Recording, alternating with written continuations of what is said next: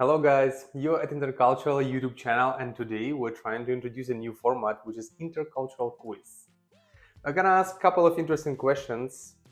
Answer can be short or not short, quick or not quick, and we will see what it's gonna be after. Let's start. Question number 1. Where did you have the biggest culture shock in your life? It's really hard. I'm going to say Cuba. Very good answer actually. You're not the first person who's saying me that Cuba, this is like game changer. It's like something super cultural. Yeah. What's the weirdest thing you've ever eaten abroad? Tribes of a cow.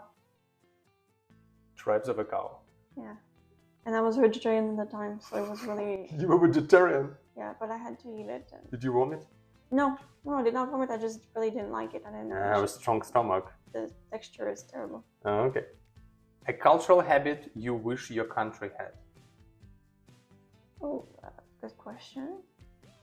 I don't know if it's one cultural habit in general, but it's to continue traditions of the past, like dances and things. Like I think we have forgotten a lot about this. Well, I think First Nations still keeping these traditions. Yes, but I mean there was still some music and dance coming from French Canadians, for example. Oh, okay. And we don't really practice them anymore. I wish when we would reunite with family and friends, we would listen to that music and dance like this again. Okay. Most underrated country in your opinion? Okay, I have to think quick. I'm gonna say Guatemala. Guatemala. I know where we're going the next time. Oh, that's interesting. Okay. Which country had the best street food? Street food. We didn't eat, I didn't eat that much street food because there are plenty of places where there's not really street food culture in Europe, for instance. But I'm going to say... It's not true. I mean, you don't eat street food in Denmark or in Malta. Because you don't eat fish. That is why you don't think that this is a street food. I'm gonna say Brazil.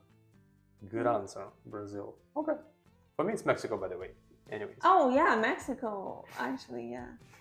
Okay. Next question. Favorite word in a foreign language? In any foreign language, any foreign word.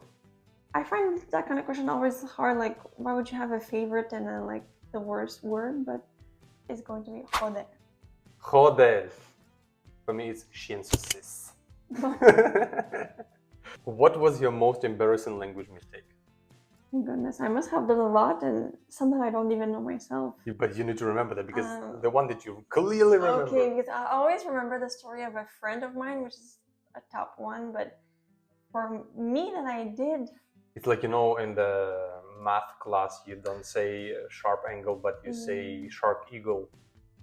Something like that. Yeah, no, that didn't happen to me.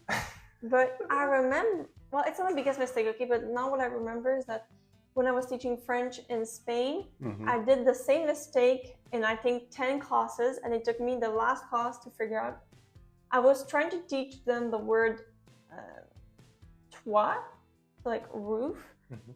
And instead of teaching, I was teaching that word and then I was saying in Spanish, but instead of saying roof, I was keep telling them ceiling.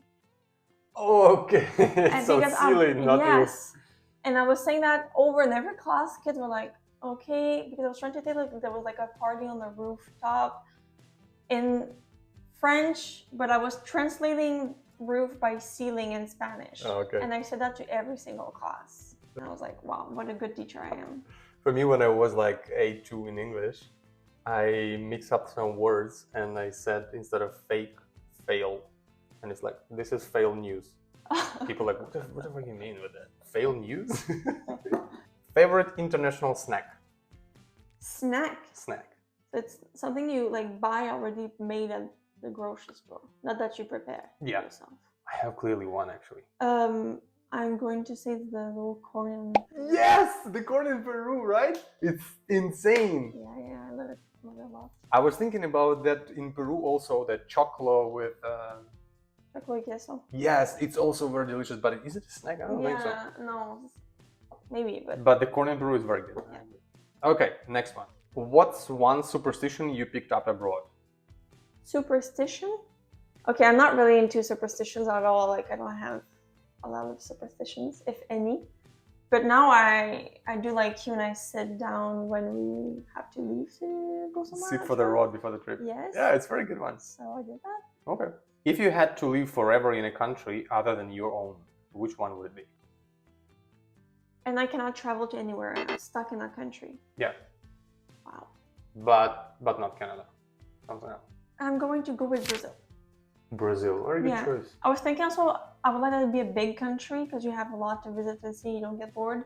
And I really love Brazil. Has everything. Well, you understand that The you will never ever see snow, I know.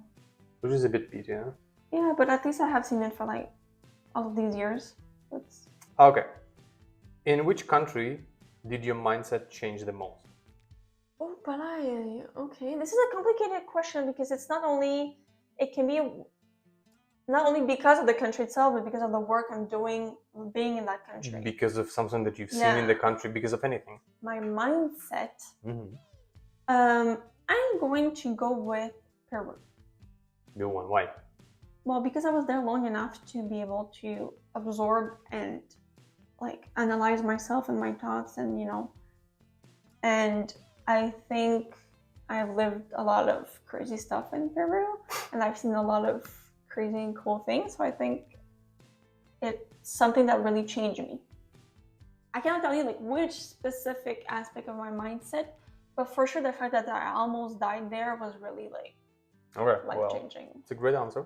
What's something you used to judge but now understand? Oh wow, okay. I guess I used to judge children that would live away and not see their families so often, like as they were bad children. But now I don't judge it because I've become that person, and I understand why. Because if I stay very like close to my parents and my family, then I'm missing on a lot of opportunities, including living a lot of dreams for me. So now I get why people do that, because you also have to live your own life. What's the most random fact you've learned about another culture? Oh, I know. Most random and very interesting fact. The only people that can survive on a carnivore diet, so only eating meat, is Inuit people.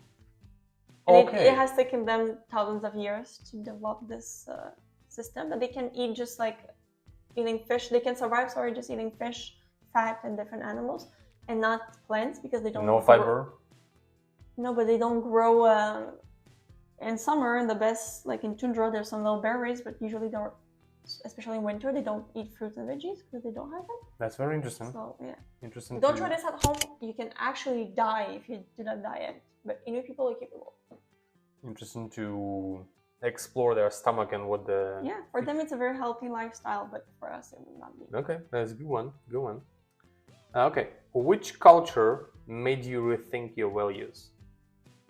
Okay, I would say I'm not gonna say one culture, but I will say in general in Latin America.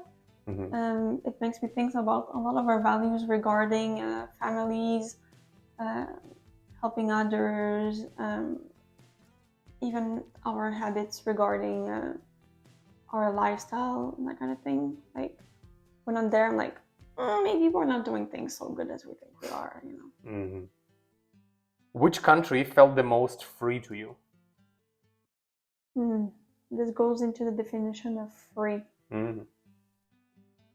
Whatever you think is free.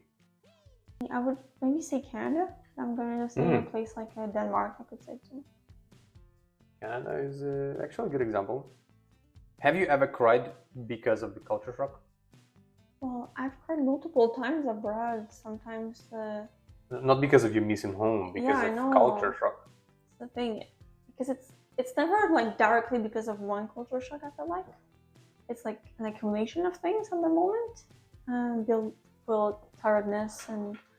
but it happened... seeing children try to ask for money in some countries are not really difficult. Okay. Yeah.